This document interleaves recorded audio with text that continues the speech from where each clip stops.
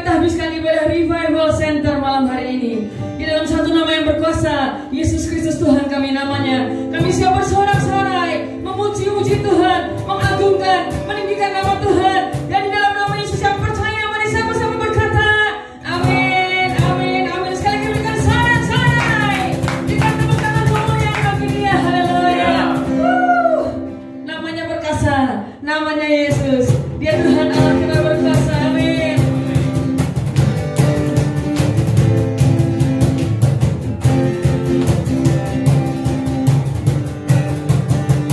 Namanya Tuhan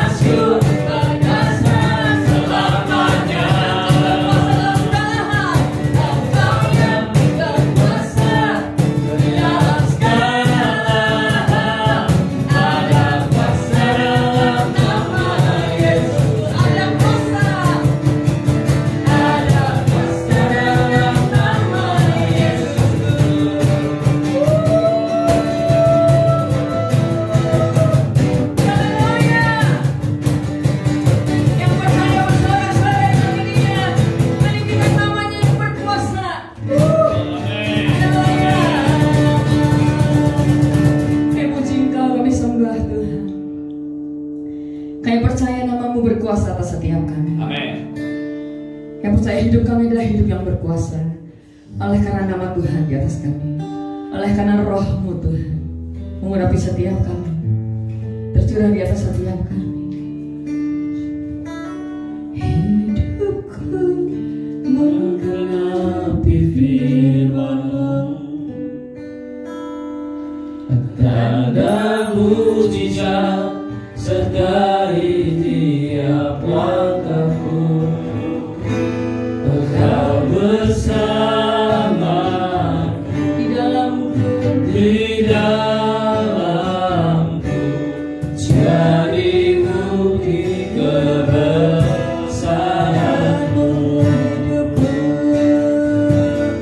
Hidupku menggenapi firman-Mu. Tanda mujizat sertai tiap langkahku. Kau bersamaku di dalamku, jadi bukti kebesaran-Mu.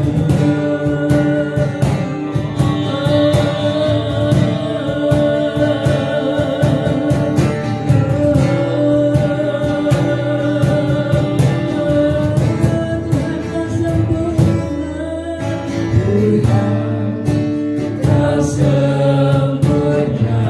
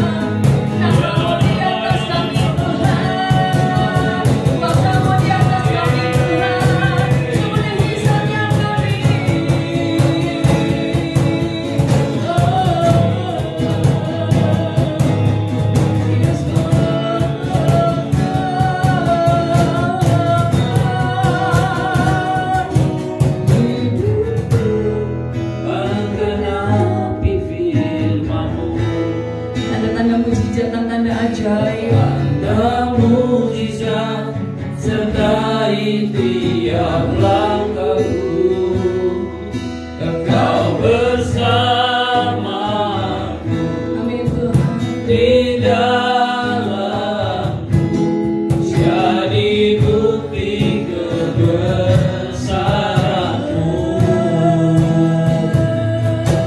Hidupku menggenapi firman-Mu, tanda mujizat sertai tiap langkahku. Engkau bersamaku, di dalamku, jadi bukti kebesaran-Mu. Kau bersamaku, di dalamku, jadi bukti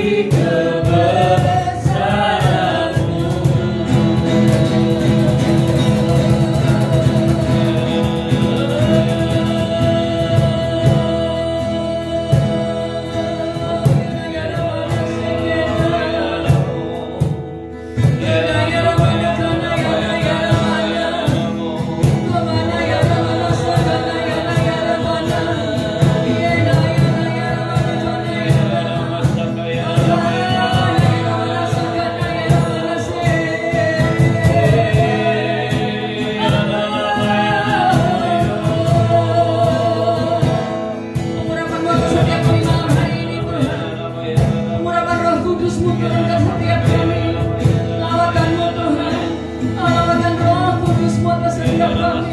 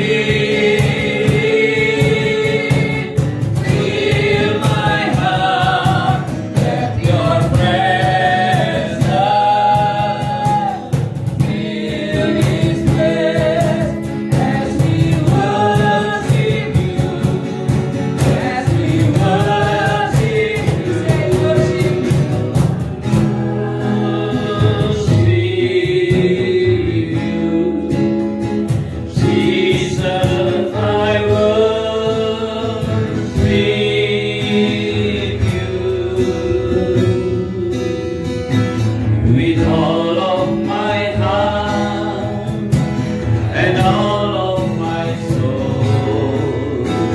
I love you, I love to worship.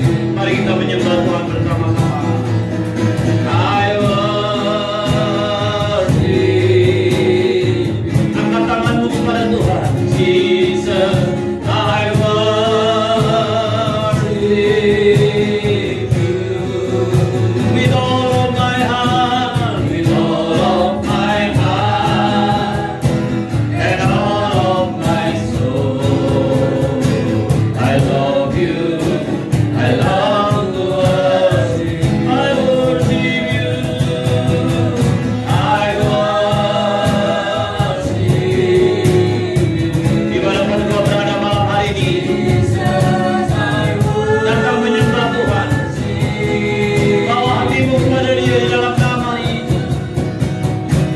With all of my heart and all of my soul, I love you, I love. Mari dalam segenap hatimu katakan, I love you, I love you. Kami datang kepadamu malam hari ini Tuhan. I love you with all of my heart, with all of my heart and all of my soul. I love you, I love to worship. I love you, I love you, I love to worship you. Dengan segenap hatimu katakan, I love you, I love to worship you.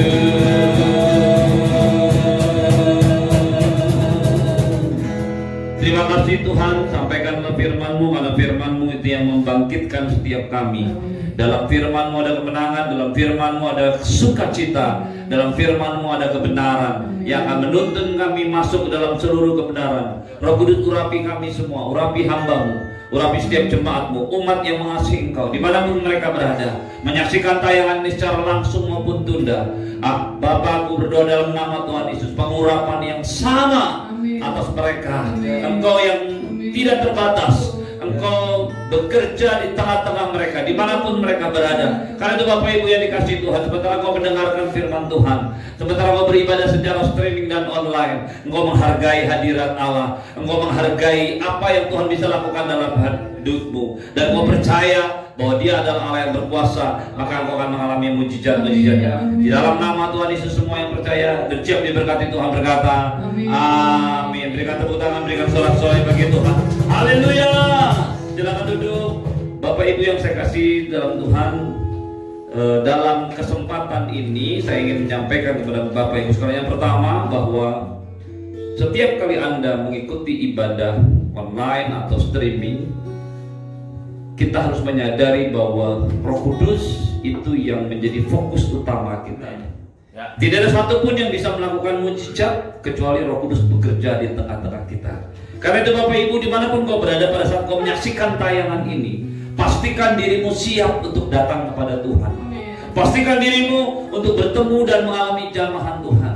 Sementara kau menyanyi, memuji Tuhan, menyanyi dan memuji Tuhan, seolah-olah kau memang ada di dalam sebuah ibadah. Dan pada waktu kau datang kepada Tuhan, kau menyembah Tuhan, kau mengangkat tangan, hati dan pikiranmu kepada Tuhan.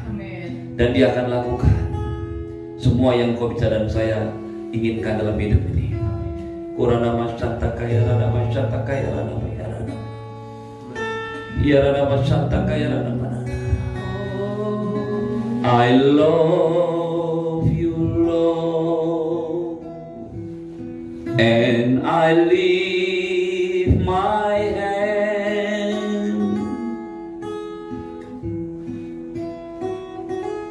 to worship you, oh my soul, rejoice,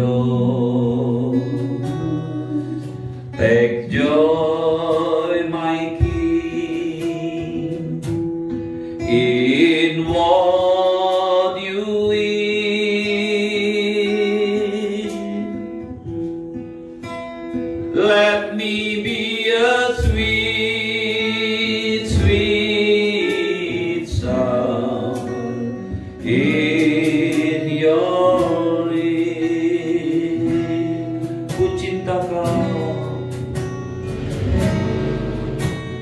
cinta Kau dan angkat suara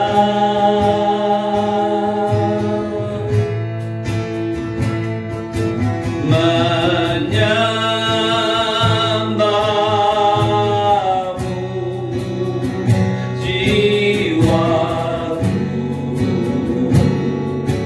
bersuka yang Kau dengar pasti berkenan,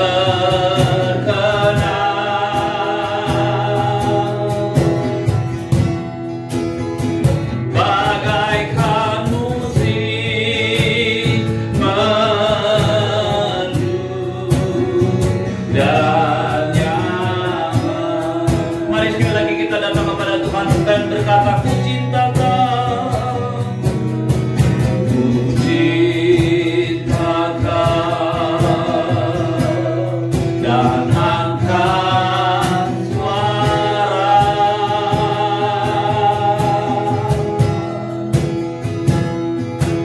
menyembahmu, jiwaku bersuka yang Kau dengar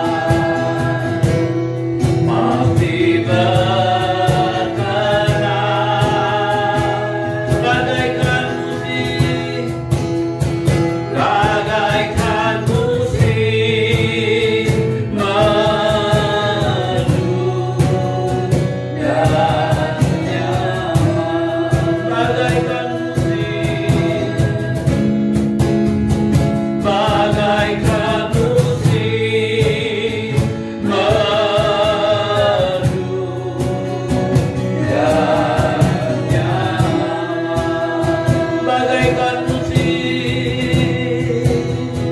bagaikan musik merdu dan nyaman. Haleluya. Bapak Ibu yang saya kasih, yang dikasihi Tuhan dan mengasihi Tuhan, saya mau katakan malam hari ini, Bapak Ibu, tujuan hidup kita itu cuma satu, menyenangkan Tuhan. Menjadi kerinduan saya pada waktu saya mulai menyerahkan hidup saya dan mulai melayani Tuhan. Saya hanya punya satu cita-cita dalam hidup saya. Pada waktu itu saya mengerti, setelah firman Tuhan itu saya dengar, saya tahu persis, saya mengambil satu keputusan, mengambil satu komitmen dalam hidup saya. Bagaimana hidup saya bisa menyenangkan Tuhan. Amin. Apa yang hari-hari ini Anda dan saya lihat dan saksikan menunjukkan betapa terbatasnya semua yang fana ini, Bapak Ibu sekalian. Ya. Beberapa hari ini saya pergi untuk mengurus surat mutasi mobil di Komdak Jakarta. Sampai harus beberapa hari, kenapa? Karena mereka menerapkan dengan ketat social distance, physical distance. Ruangan yang tadinya bebas masuk hanya diperiksa begitu saja, paling keamanan. Hari ini tidak. Kita harus antri tiap gedung, harus mencuci tangan dan harus disemprot dengan disinfektan. Baru terakhir mereka cek temperatur.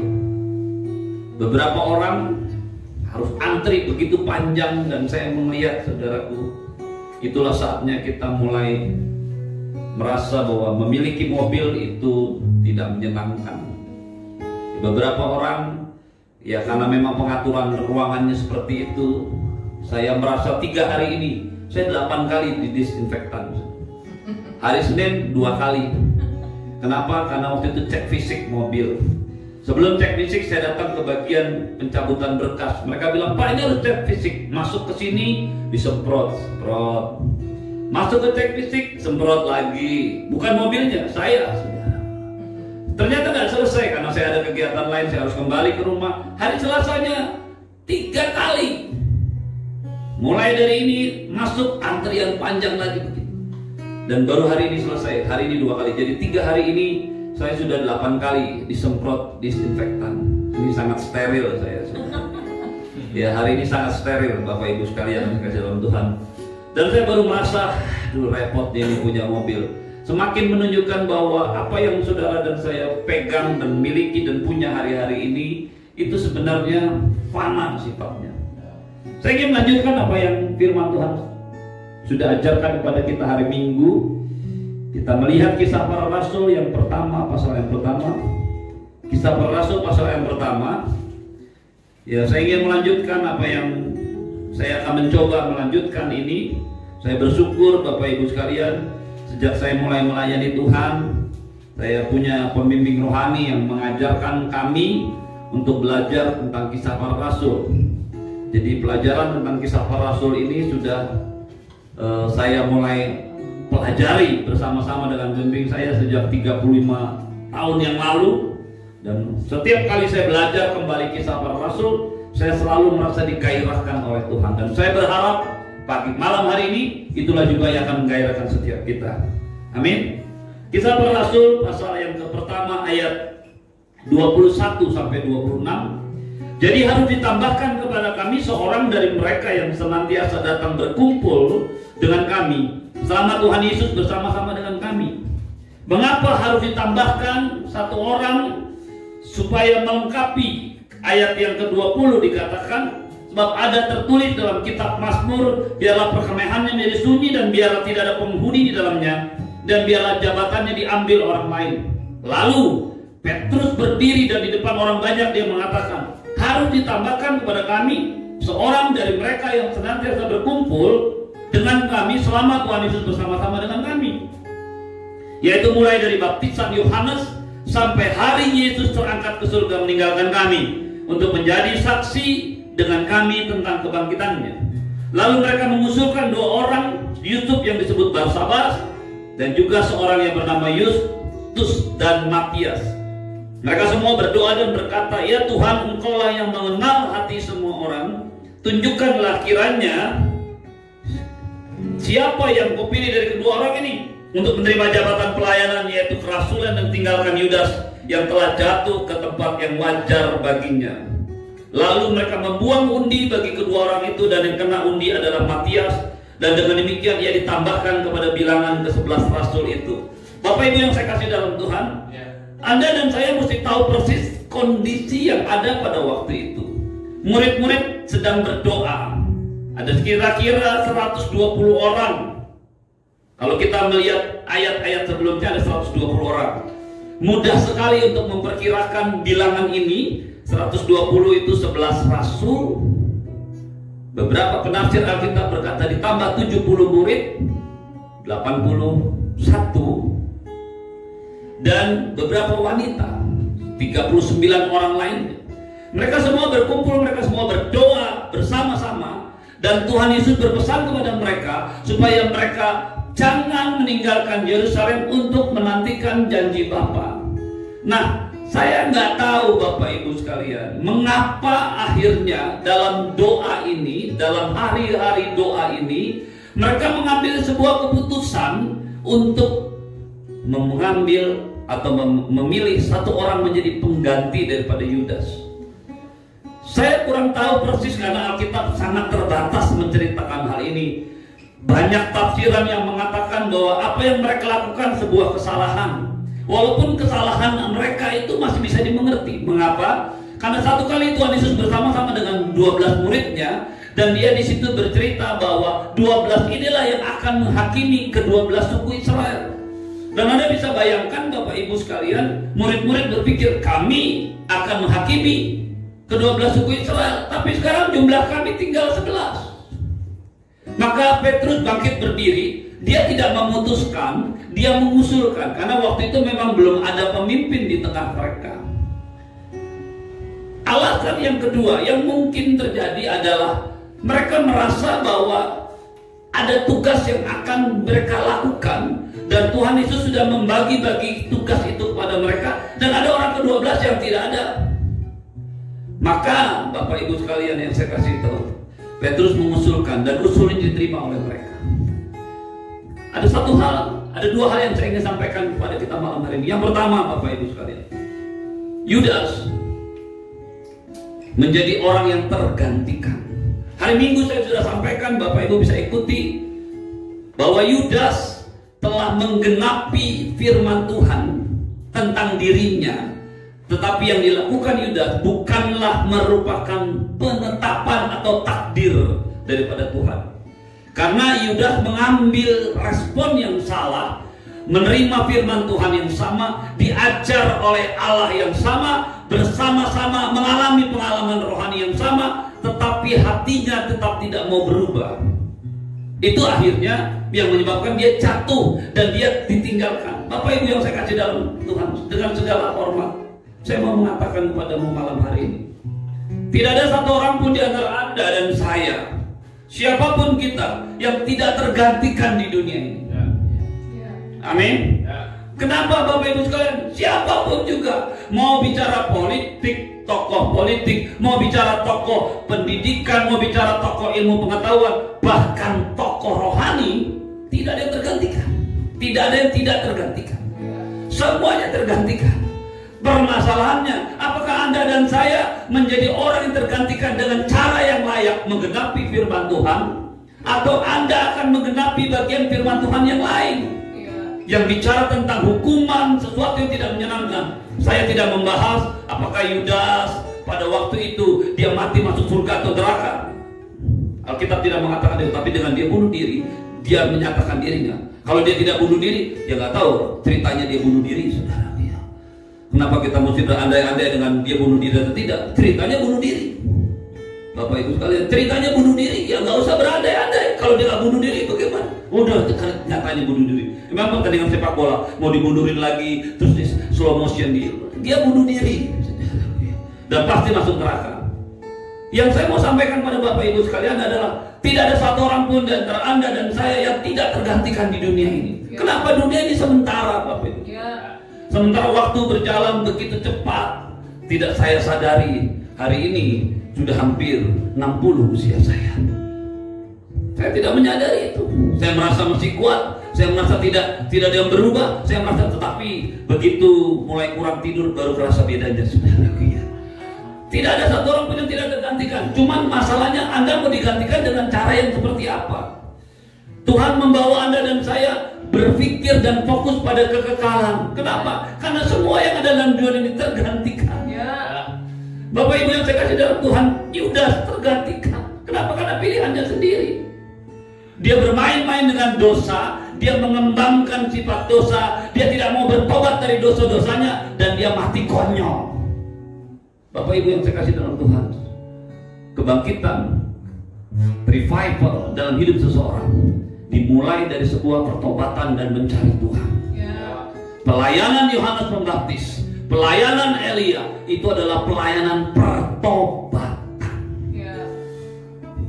Bapak Ibu yang saya kasih dalam Tuhan, dengan kasih karunia yang besar, Tuhan memilih bangsa Israel. Dengan kasih karunia yang besar, Tuhan memilih Yudas. Tetapi mereka menyia-nyiakan kasih karunia Tuhan, dan akhirnya seperti ini hidupnya. Itu yang pertama, Bapak Ibu sekalian. Tidak ada satu orang pun di antara kita tidak tergantikan. Jangan Anda berpikir bahwa uang, kekayaan, harta, semua yang Anda dan saya miliki itu selama-lamanya Anda dan saya akan pegang. Nggak bisa, saudara. Nggak bisa, ini sementara. Saya menyampaikan ini, kenapa? Bukankah cukup keadaan yang ada di sekitar ini mengajar Anda dan saya bahwa fokus hidup kita itu adalah Tuhan? Amin. Bukankah keadaan sudah mengajarkan kepada kita hari-hari ini bahwa saat ini yang ada tinggal hubungan Anda dengan saya, dengan Tuhan secara pribadi? Saya dalam awal-awal saya melayani Tuhan, saya pergi ke satu daerah di Jawa Tengah. Saya kenal ada satu nenek-nenek, seorang emak-emak yang waktu saya datang ke rumahnya, setiap kali dia mau berdoa, dia berlutut dulu di depan sebuah poster. Satu kali saya tanya, "Mak, kenapa berdoa di situ?" Ya, di sini ada gambar Tuhan Yesus.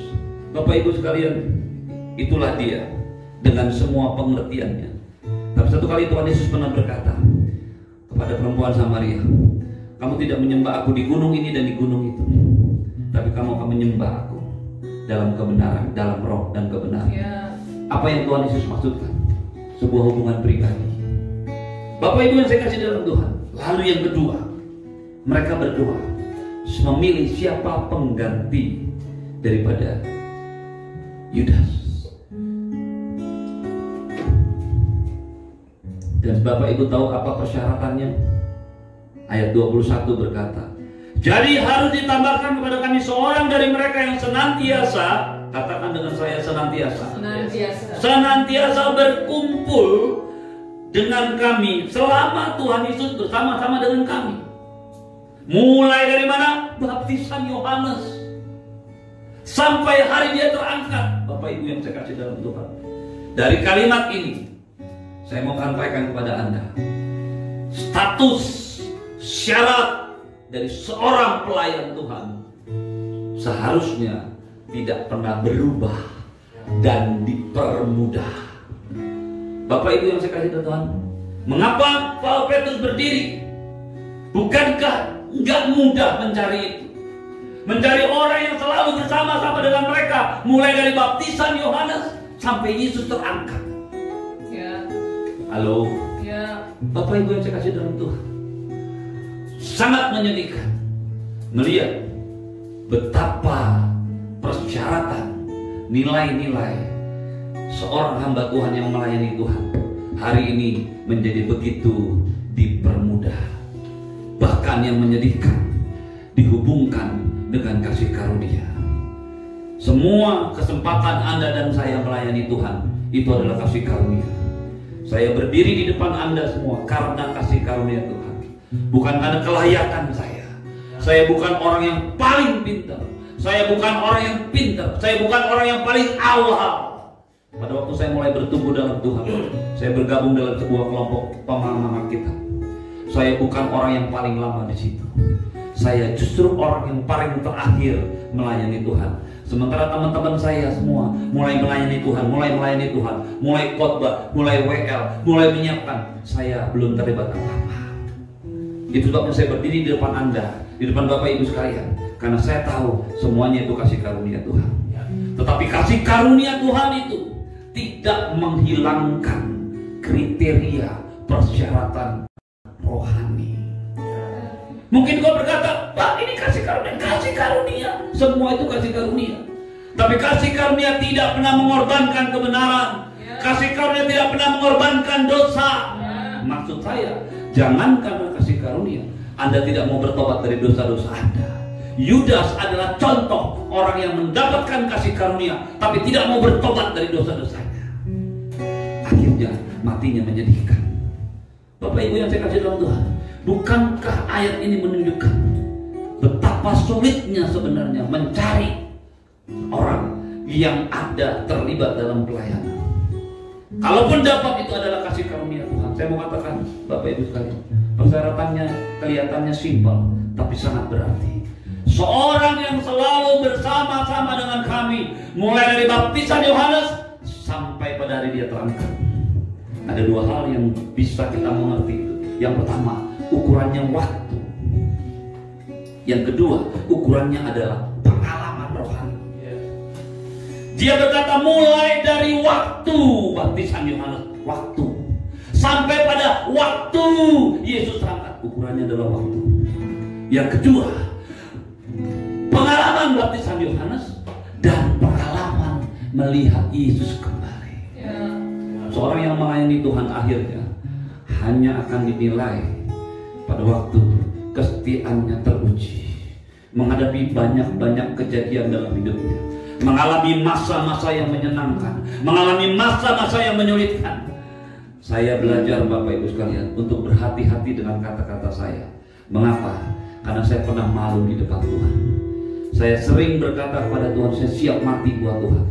Tapi pada saat mau mati beneran, lutut saya lemes. Saya takut mati. Dan saya di situ baru menyadari, Tuhan, ampuni saya. Mudah buat saya bertekad, aku siap mati buat Tuhan. Tapi waktu mau mati beneran, baru kerasa ternyata saya takut mati. Bapak Ibu yang saya kasih dalam Tuhan, untuk mencari pengganti diperlukan sebuah kesetiaan. Amin. Amin. Dan diperlukan sebuah pengalaman rohani. Hari-hari ini saya melihat Bapak Ibu sekalian, dengan segala hormat, ada banyak orang yang hanya bicara kesetiaan 1-2 tahun. Satu kali saya pernah ditelepon satu orang, dan dia berkata, "Pak, saya mau melamar di gereja Bapak. Saya dengar Bapak butuh staf." "Iya, saya memang butuh staf. Tapi kamu mau melamar jadi apa?" "Saya mau melamar jadi gembala." Saya ketawa, saudara. Saya bilang, niat kamu bagus, tapi cara kamu salah. Kalau kamu mau jadi gembala, kamu harus pergi melayani, memberitakan Injil, mengumpulkan orang banyak. Tapi kalau kamu datang ingin menjadi gembala, kamu hanya berbicara tentang kedudukan. Yang menggantikan Yudas Iskariot, dia harus teruji dari sisi waktu. Dan yang kedua, dari sebuah pengalaman rohani. Waktu saja tidak cukup. Ada banyak orang Kristen bertahun-tahun mengikut Tuhan, ada banyak pelayan-pelayan Tuhan bertahun-tahun melayani Tuhan, tapi mereka tidak punya pengalaman apa. Malam ini saya mau kasih tahu Bapak Ibu sekalian, waktu itu menentukan, pengalaman itu menentukan. Mungkin kau bertanya, tapi kenapa mereka membuang undi? Saya mau singkat saja jelaskan, karena itu bukan yang saya mau bahas malam hari ini. Tapi membuang undi itu adalah sebuah kebiasaan di dalam perjanjian lama. Jadi jangan bayangkan membuang undi seperti Anda dan saya main dadu, main judi. Tidak, saudara. Ya, jangan pernah membayangkan itu. Anda mungkin karena latar belakang, jadi setiap kali bicara undi, bicaranya dadu. Amsal pasal 18 ayat 18, firman Tuhan berkata, undian mengakhiri pertengkaran dan menyelesaikan persoalan antara orang-orang berkuasa. Amsal pasal 16 ayat 33, undian dibuang di pangkuan, tetapi setiap keputusan yang berasal daripada Tuhan. Artinya memang pada zaman perjanjian lama, karena mereka dituntun Tuhan dari luar, maka mereka nggak tahu mana kehendak Tuhan, mereka buang undi. Dan kebiasaan ini Bapak Ibu sekalian ada juga pada zaman itu. Petrus mengusulkan bagaimana caranya kita harus mengganti orang. Mereka sudah punya Roh Kudus, tapi mereka belum dikuasai Roh Kudus. Itulah sebabnya mereka tidak bisa mengerti kehendak Tuhan. Dan malam ini saya mau sampaikan poin yang ketiga yang Bapak Ibu sekalian. Saya akan perjelas di hari Jumat. Mereka tidak bisa mengerti kehendak Tuhan. Mereka tidak bisa memilih yang mana yang dipilih Tuhan. Dengan kata lain, mereka tidak mengerti apa yang ada dalam hatinya Tuhan. Mengapa? Karena walaupun mereka walaupun mereka sudah memiliki Roh Kudus, tapi mereka belum sepenuhnya dikuasai Roh Kudus. Yohanes pasal 20 mengatakan mereka sudah dihembusi oleh Roh Kudus. Mereka sudah memiliki Roh Kudus, tapi mereka belum dikuasai. Itu sebabnya mereka menyerahkan dan membuang undi. Dan ini adalah pengalaman terakhir yang ada dalam perjanjian baru. Bagaimana mereka membuang undi. Sesudah terjadi kepenuhan Roh Kudus yang memimpin hidup mereka. Malam ini saya mau katakan kepada Bapak Ibu sekalian, saya masuk ke poin yang pertama. Engkau tidak bisa tidak tergantikan. Engkau dan saya harus menyadari, satu kali engkau dan saya akan tergantikan. Tapi tergantikan dengan cara apa? Dengan cara yang berkenan kepada Allah, atau dengan cara yang tidak berkenan kepada Allah. Poin yang kedua, kesetiaanmu dan pengalaman rohanimu dengan Tuhan akan menentukan, akan dihargai oleh Tuhan. Pada waktu Petrus berdiri, dia berkata, pilih, kita harus mengangkat satu orang yang akan menggantikan Yudas, yang ditinggalkan oleh Yudas. Dia berkata, pilih orang yang selalu bersama-sama dengan kita waktunya, dan mengalami peristiwa baptisan Yohanes sampai mengalami kenaikan Tuhan Yesus. Kekristenan tanpa sebuah pengalaman rohani hanya merupakan sekumpulan teori-teori kehidupan. Hal yang paling menyedihkan hari-hari ini, ada banyak orang Kristen tidak pernah mengalami pengalaman-pengalaman pribadi dengan Allah. Dengan segala hormat, saya ingin mengakhiri apa yang saya mau sampaikan malam ini kepada Bapak Ibu sekalian. Kejadian pandemi ini adalah kejadian yang sangat luar biasa, sangat mahal. Ditinjau dari sisi ekonomis, ini sangat-sangat menguras dana. Ditinjau dari sisi perhatian, ini sangat-sangat membutuhkan konsentrasi. Ditinjau dari kerugian, tanda petik kerugian, ada begitu banyak ibadah-ibadah yang tidak bisa berjalan.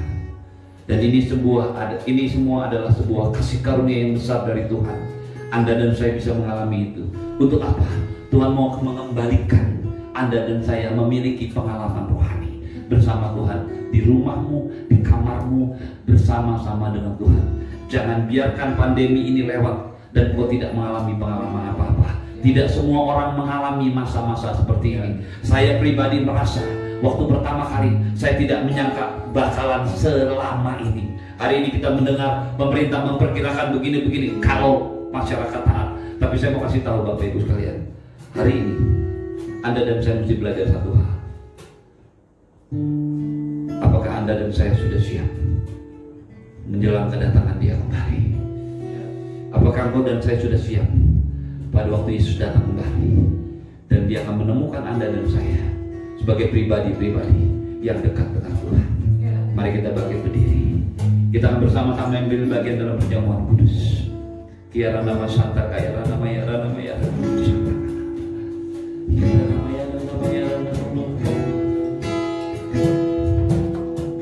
I love you, Lord, and I live my voice to worship you, oh my soul.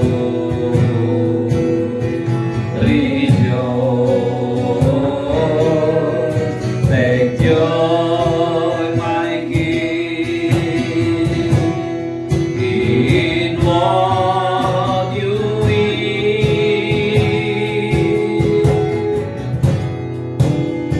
Let me be a sweet, sweet sound in your hand. Mari angkat rotimu tinggi-tinggi dari kepalamu. Tuhan Yesus pada malam waktu Dia diserahkan mengambil roti dan sesudah mengucap syukur atasnya, Dia memecah-mecahkannya lalu berkata, inilah tubuhku yang diserahkan bagi kamu. Ambillah dan makanlah menjadi peringatan anak-anakku. Bapak Ibu jemaat yang dikasihi Tuhan, bukankah roti yang dipecah-pecahkan ini adalah persekutuan dengan tubuh Kristus? Mari kita makan bersama-sama dengan iman dalam nama Yesus.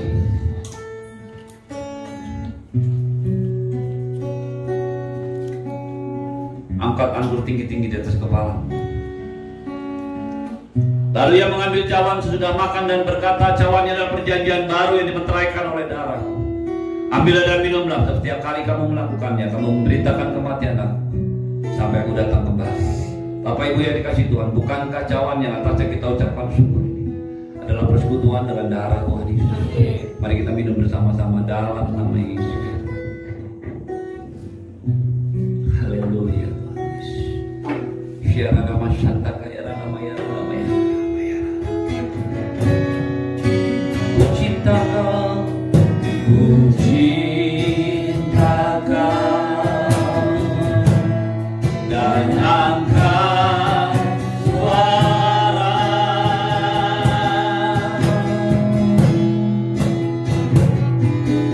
menyembahmu, jiwaku bersuka, yang Kau dekat pasti berkenan,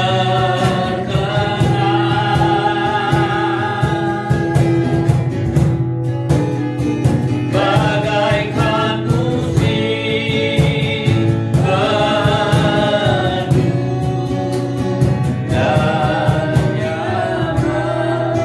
Sebelum saya mengakhiri, biarkan musik mainkan. Sebelum saya mengakhiri khotbah saya malam hari ini, ibadah kita malam hari ini, saya mau katakan satu hal yang tiba-tiba Roh Kudus ingatkan kembali untuk saya sampaikan kepada Anda.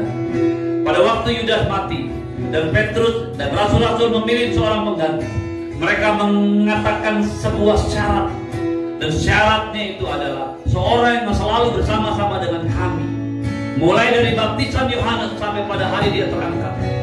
Bapak Ibu sekalian, nama Matias tiba-tiba muncul dan tidak ada seorang pun yang pernah menyebut namanya sebelumnya, bahkan sesudah itu Siapakah dia? Ada begitu banyak orang yang menafsirkan siapa dia. Tapi Tuhan tahu dia. Tuhan tahu dia.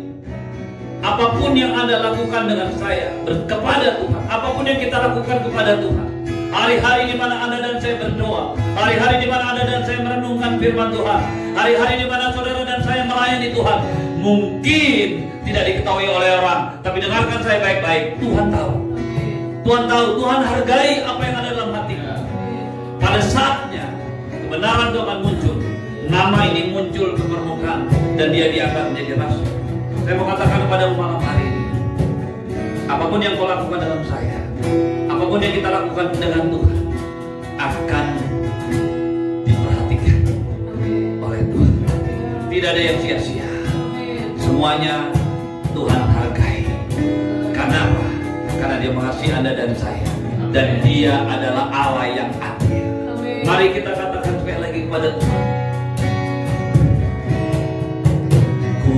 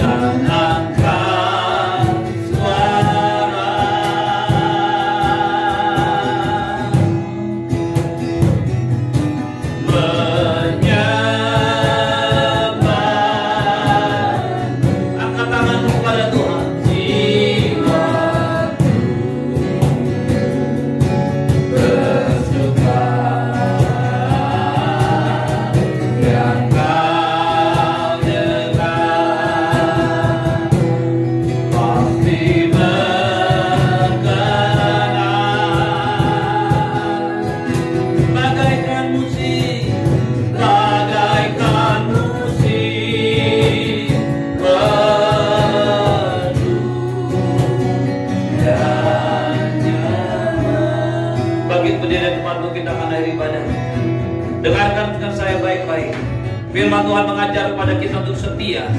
Firman Tuhan mengajar kita untuk mengalami pengalaman-pengalaman rohani dengan Tuhan. Pengalaman-pengalaman rohani bukan yang lalu-lalu, tapi hari ini dan apa yang akan terjadi di depan. Tuhan tidak mau Anda dan saya melihat hanya kepada ke belakang. Allah mau Anda dan saya maju ke depan. Dia ingin menuntunmu. Roh Kudus yang sama yang akan membawamu mengalami pengalaman-pengalaman dengan Tuhan. Pengalaman yang baru, bukan pengalaman yang lama. Malam hari ini, mari datang pada Tuhan. Apapun yang sedang terjadi dalam hidup, saya mau berdoa. Bapa, dalam nama Tuhan Yesus, aku berdoa bagi setiap umatmu, setiap jemaatmu, dimanapun mereka berada, apapun yang mereka alami hari ini, di dalam nama Tuhan Yesus aku berdoa, semua yang mereka butuhkan hari ini, itulah yang kau genapi dalam hidup mereka. Sembuhkan dari sakit mereka, lepaskan dari keterikatan mereka, bebaskan dari belenggu yang mengikat mereka, dan buat setiap mereka mengalami Tuhan di dalam nama Tuhan Yesus. Angkat tanganmu, Tuhan menyinari dengan wajahnya dan memberikanmu kasih karunia. Tuhan menghadapkan wajahnya padamu dan memberikanmu damai sejahtera. Kekasih Tuhan, teruslah menyembah Tuhan, terus merenungkan firman Tuhan, terus meditasikan setiap firman Tuhan dalam hidupmu. Maka berkat daripada Bapa yang berlimpah-limpah, kasih dari Tuhan Yesus, penyertaan yang sempurna dari Roh Kudus menyertai hidupmu hari ini dan sampai selama-lamanya. Di dalam nama Tuhan Yesus, semua yang percaya katakan amin. Berikan tepuk tangan